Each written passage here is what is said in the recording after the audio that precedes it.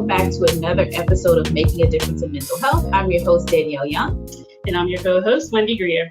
Yes, so today we are going to be talking about a very impactful decision that has come, or at least a discussion that has come recently, and we are in July 2022. We'll be talking about the impact of Roe versus Wade. Yes, so if our listeners recall, Dannielle and I spoke about it a few podcasts back when the decision or the written opinion was leaked, and we, wanted to just, kind of give it some space that, if this comes to be final, how is this going to impact mental health? How is this going to impact women? How are we going to go forward with all of this? So we wanted to have some special podcasts devoted to Roe versus Wade because it's such a big issue on the table for us as clinicians, as women. Of course, yes, it's political, but we're going to come to you from a clinical space. So we're speaking to our colleagues so that we help our clients in the best way that we can. And today we welcome back one of our favorite guests, Valerie Hernandez. She is a therapist here in the Greenbelt office, and she's here to join in our conversation about Roe versus Wade. So thank you, Valerie, for coming. Thank you for having me again. I'm so excited to be here. Mm-hmm. Truly, absolutely. So let's just dive right into it. How are we feeling? How do you think people are feeling about this in general? I myself am concerned. And I'm concerned about women's well-being and concerned about how we give safe space to our clients. And I'm just concerned about just so much that's going on with this decision. How about you, Valerie? Yeah, I mean, I share in that. I think I'm feeling, definitely concerned about my clients. I've been kind of scrambling to find ways and, how can I be an effective mental health professional right now, particularly with those who are bringing this to our sessions and to our, spaces. So I am in a lot of different spaces and I'm tapping into lots of similar feelings and a lot of shared hopelessness and, just grieving, sense of betrayal, anger, of course, and yeah, I think emotions are really high right now, rightfully so, and that's kind of where I'm at. Yeah, I'm disappointed. It feels like so many steps backwards in terms of, race relations and voting, and now women and their bodies. I just never thought, we come to this day and age. But, we weren't paying attention. The warning bells were rung for many, many years. And so, Dannielle, any thoughts you have about it, where you are? Mm-hmm. I know that we had discussed this kind of offline, and for me, it's actually a very uncomfortable conversation to have. I know that for the most part, in certain areas, I'm very staunch. I'm either left or right of an issue. I'm either black or white of an issue.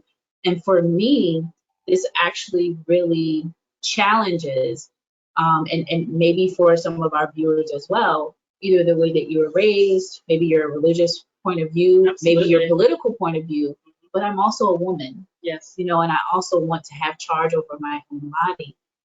As well as from a mental health professional space, I believe that all of us have had either a client or some type of, especially you, Wendy, with your child welfare history of over 30 years, and even myself with having clients who have experienced unwanted pregnancies and so much so as all the way to the issues of assault or pregnancies as a result of those things, or even from a medical space. So for me, it's kind of uncomfortable, one, because when you think about your own body, for me, this is my own private thing. This is my, body. But I'm also a woman, and I also serve a population that may somehow be impacted greatly from these decisions that are coming from the Supreme Court. So whereas I would normally be yes or no, it's hard. It's hard. It's very hard to talk about, and also to balance my personal thought with my professional thought, my experiences prior to becoming in the mental health field and the legal field. I would have thought either one way or another. But after experience and exposure for 15 plus years, my thought is very different than, maybe the way that I was raised. Right. And I think you brought up a good point as a mental health Mm-hmm. professional, your personal and your professional, and how to balance that. Mm-hmm. Because we all do, no matter where you sit on this issue, we all have to balance it so that we can provide the best care to our clients that we serve. And so one of the things I do want to do, and thank you for that acknowledgement of 30 years in child welfare. So in child welfare, you basically see everything and you deal with everyone. It's very diverse. It's, a lot of mental health issues. It's a lot of trauma. It's a lot of crises.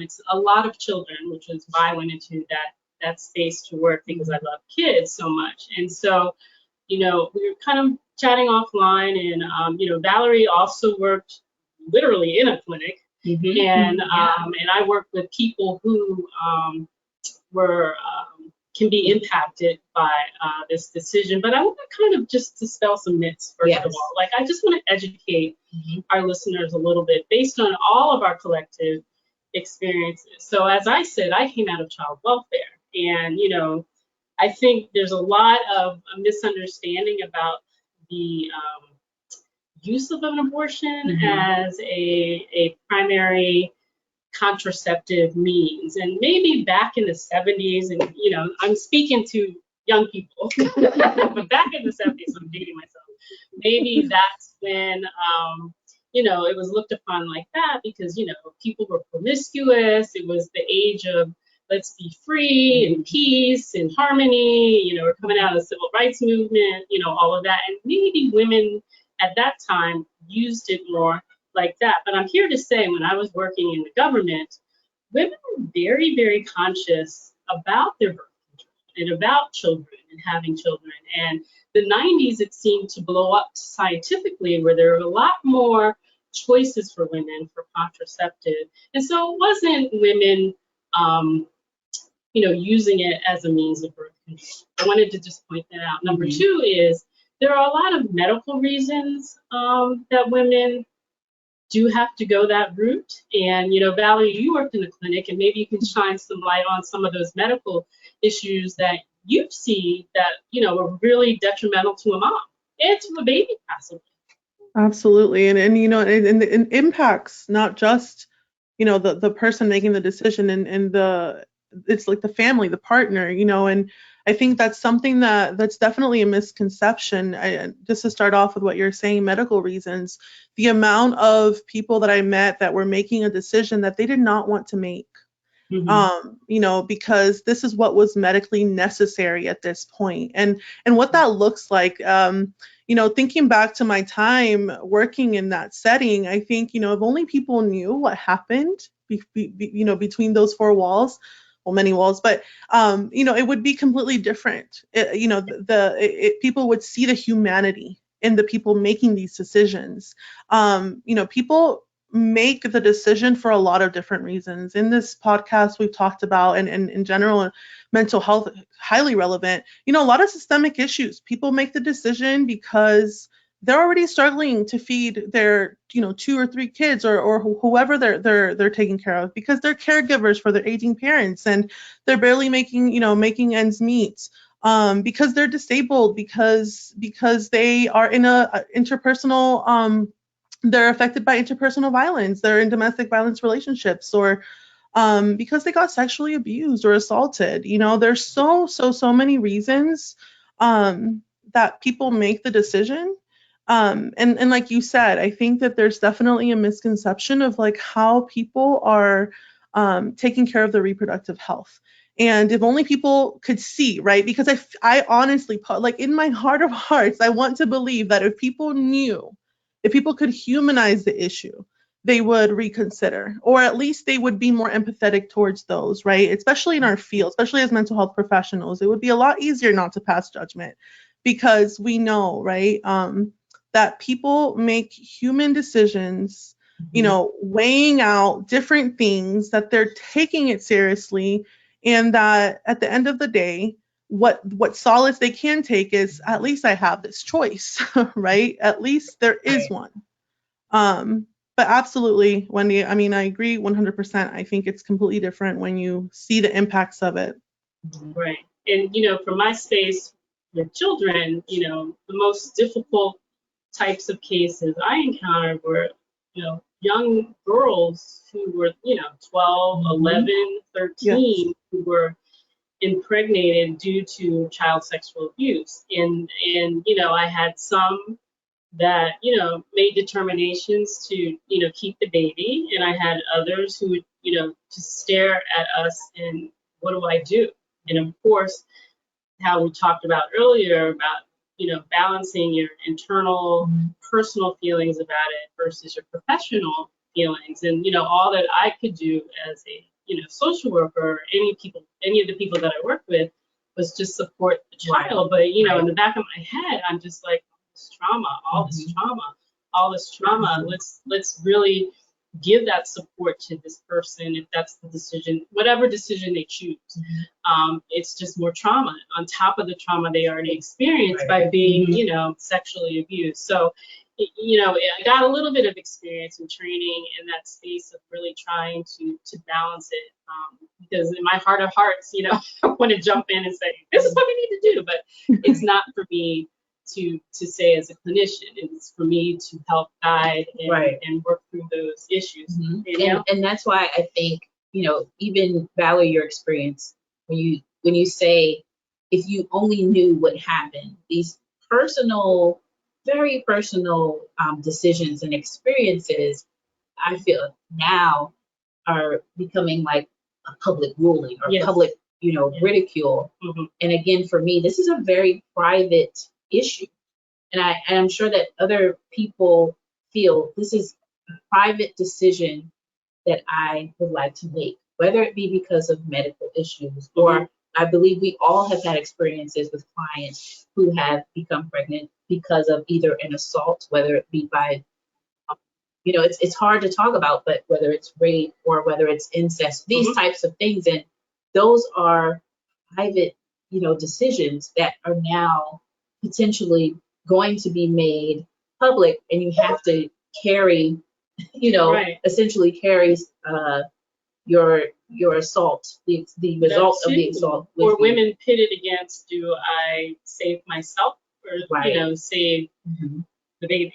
Or ectopic pregnancies and all of these other medical things that come with even this discussion. Right. So I mean, even for us having it, there is a level of uncomfortableness because it is so private for women to make these decisions based on their body, their health, their families, and now it's in the forefront for everyone to see. But again, necessary because we are mental health professionals and we need to be ready and prepared on how to address these issues with our clients. So can we sidestep the conversation or move it to a little different direction about services? So this is something else I wanted to bring up, hopefully to educate our listeners, is that there are not a lot of services that are available. So we all know that people of color are going to be affected disproportionately. There are some programs in our area that work very hard to support women of color who were pregnant and then a little bit after they have their babies to make sure that things were successful, that they were getting the health care that they needed, et cetera, et cetera. But they're far and few between. And so, if you looked at people's, county budgets, social programs are always the first on the chopping block. Am I right, ladies? Always the first on the chopping. We know that from experience. And so, in those social programs, there are programs to help, women during pregnancy and women right after pregnancy to, become self-sufficient, stand on their feet, and they just don't exist. And so I get a little frustrated personally when we are led to believe that, we're just going to, create more programs or shore up mental health when these are the things that always get cut in a budget. So just wanted to, bring that out to light. I know, Valerie, again, you worked in a clinic, and so you, again, would have firsthand knowledge about budgets and cuts and things like that. Yeah, I mean, I think ultimately when it comes to the decision, a lot of, like I said, the systemic issues is essentially this, right? Like people who are already, um, they don't have the resources, that the support systems are lacking. And we know that people of color, disabled folks, houseless folks, Yes. LGBTQ community, so many vulnerable populations without the access, without resources, without supports. And on top of that, we have ever, get like our support networks and safety nets in our society are getting smaller and smaller. I mean, they're always underfunded, really. We know this. So ultimately, what happens is we're going to have then this decisions being stripped. These babies are going to be born into situations that are already dire. Right. And we are already taxed as a profession incredibly. I mean, when it comes to not just mental health, but, social services in general. I mean, by trade, I'm a social worker. So I have, a lot of experience, Wendy as well, have that experience in all of those different spaces. We Right. know what it's always looked like and how it's looked like since 2020. And honestly, I'm extremely concerned. When How we are we talk going to about make do? right, when we talk about it's just, adoption is an answer, Oh, and you and I, all three of us, Mhm. are social work trained, and we all know that Black and brown kids who disabilities, all the things that you just mentioned, Valerie, they're not getting adopted. They're getting into the system Right. because they're yes. not getting adopted. And so that makes me sad as well, because again, the correct information isn't being shared Right. with everyone. Right? It's just Mhm. it's a little disheartening. But tell the truth, tell the story, tell what's really going on in your areas. But I just want to go ahead, Right. Danielle. I Well, didn't I want was to just cut you going to off, but I just say, want to add that. just going off of, the continuation even about adoption. So prior to becoming a therapist and working with ABH, the first part of my was actually working in the circuit court in Prince George's County. And I worked in a family special unit called Family Support Services.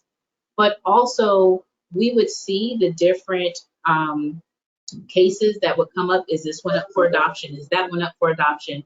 We would be able honestly to tell by the demographic, meaning the race, but not only the race for Black and brown children, but also the age. These children were, almost aging out before they were adopted, or they were going through different foster programs or just different placement programs before they were ever adopted, and some of them had been in the system since they were very young.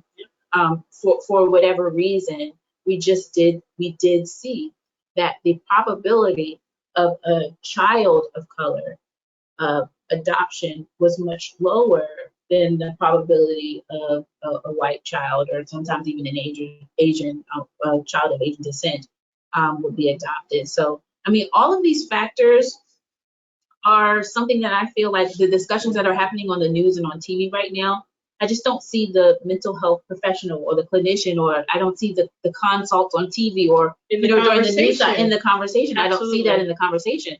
But I'm gonna put this out there too. I know that we might not we don't have a male on the panel today, but I just want to throw this out there too. Can anyone at all name a law of some kind or some type of sanction that speaks about the male reproductive system? That's my first question to just throw out there. And then second, who are the ones making the laws? Men who have, or those who identify as male, men, the male gender, those who have never had the understanding of what the workings of a woman's body is, females, menstruation, to pregnancy, to carrying a child, to all the complications that even come with a successful pregnancy, even down to those that are high risk and those that need extreme medical attention that may actually result in the procedure of aborting to save a woman's life. So, so Danielle, I hope we get somebody yeah, I do. to come on and talk to us, enlighten us about that perspective. Because we can't speak on it as women. It's a totally different view. So ladies, what do we do? how do we go forward as mental health professionals? How are we coping? How are we helping our clients cope? What are the answers? I want to be able to, let our audience members know that this is a struggle. It's okay to struggle with this professionally and personally. It's okay to kind of weigh it and figure out, where you are and what you're going to do. It's an important conversation to have, again, as mental health professionals. And we, stated that no matter where you lie in this, that this is impacting women across our country in various and assorted ways. And we need to be aware of it. Just like when we talk about racism, you can't sit with a client of color and not be able to have that conversation. Because it's impacting that person on a daily basis. So I kind of look at it from the same vantage point that we're women and this is impacting women. It's going to impact men too, so I'm not leaving them out of the conversation. And so where do we go? I think for me, the very first thing is I need to understand exactly how I feel first. We talk about transference and countertransference.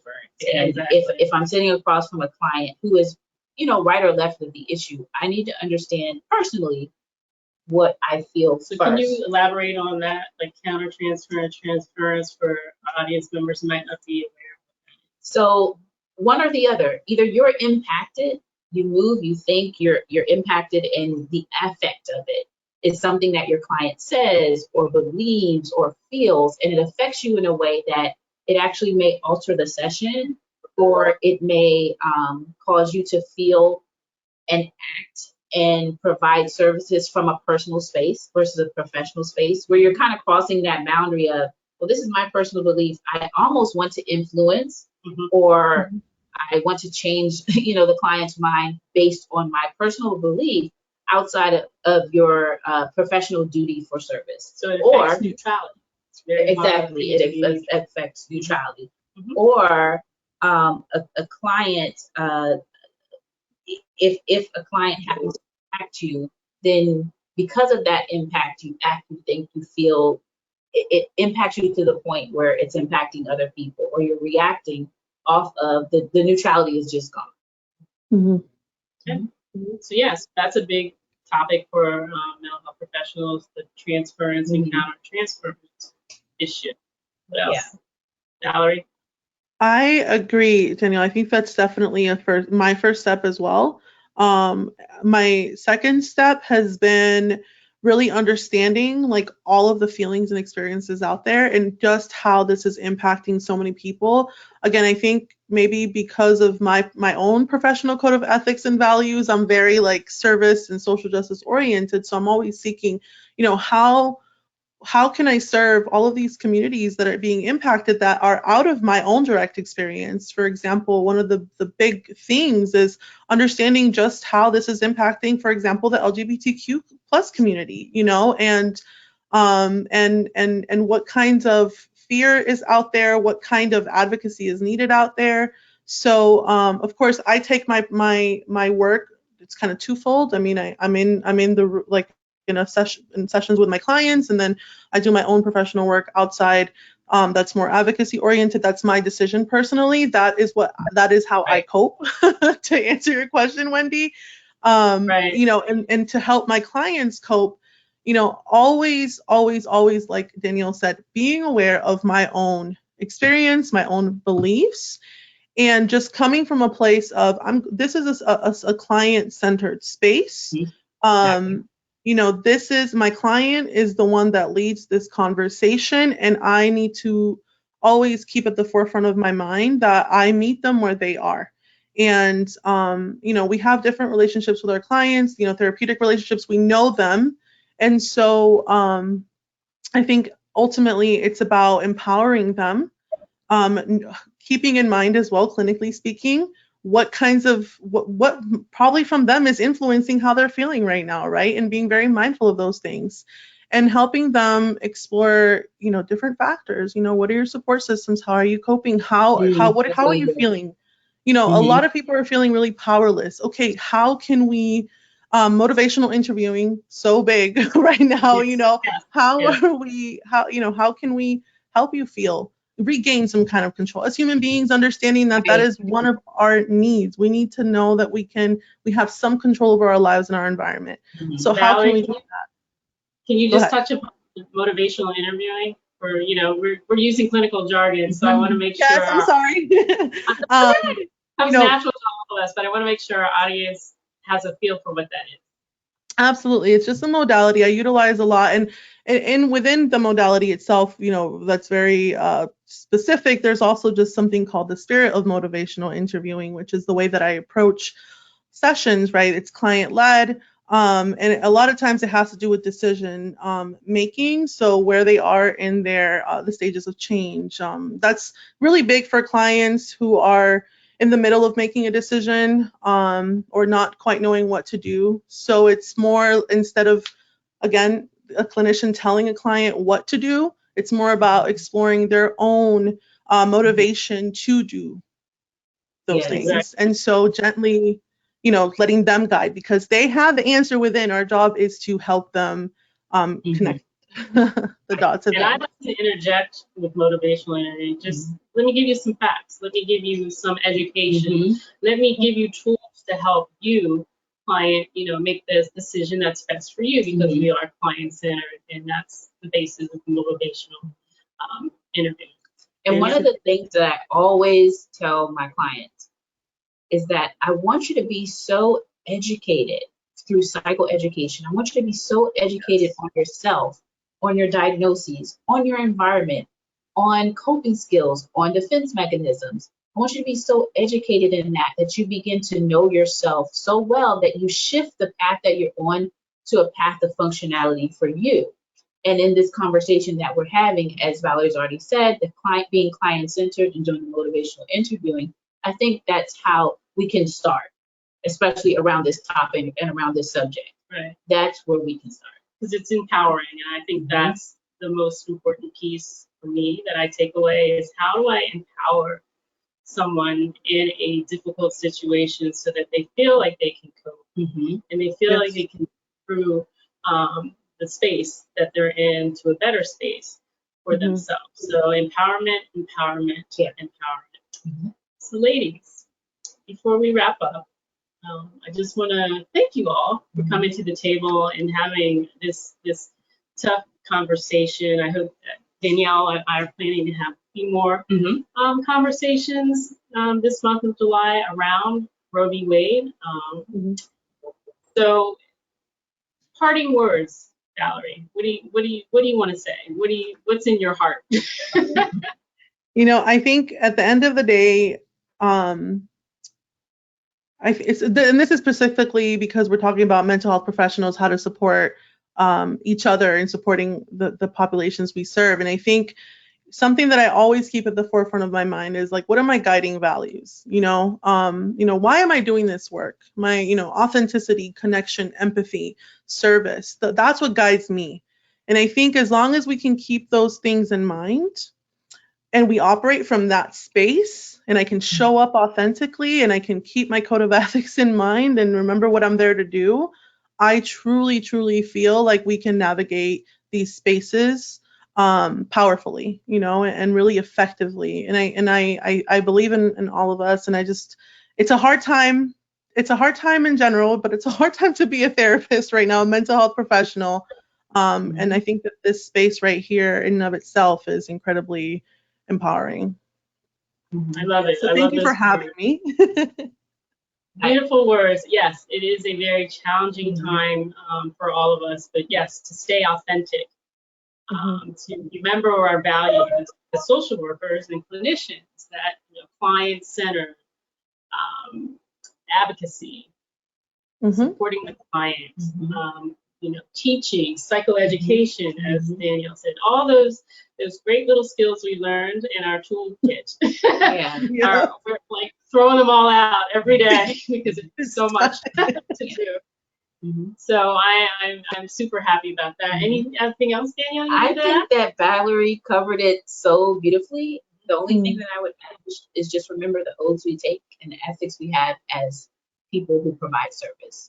And we want our clients and those that we come in encounter with to be on such a great path of functionality that it being healthy, and that, that life that they have has purpose, whatever that may be for them, but that it does have purpose. Absolutely. I love that. Yeah. Love that. I love that, Danielle. So thank you again, Valerie, for coming on. You're going to be one of our regulars. Yeah. We truly enjoyed having you for this conversation, this tough conversation on Roe v. Wade. But I think we've given our colleagues and hopefully our clients some good information and some good tips, and to just, keep going, be our authentic selves, and remember why we're here is to serve. We're here to serve and we're here to help and support. So I love it. So Dannielle, take us home. Well, again, Valerie, we thank you so much for joining us. We thank you for just opening up your expertise and even your heart, in the matter for this conversation. My name is Dannielle Young. And I'm Wendy Greer. This is Making a Difference in Mental Health. We're always striving to make a difference in mental health. We'll see you next time. Stay safe. Bye.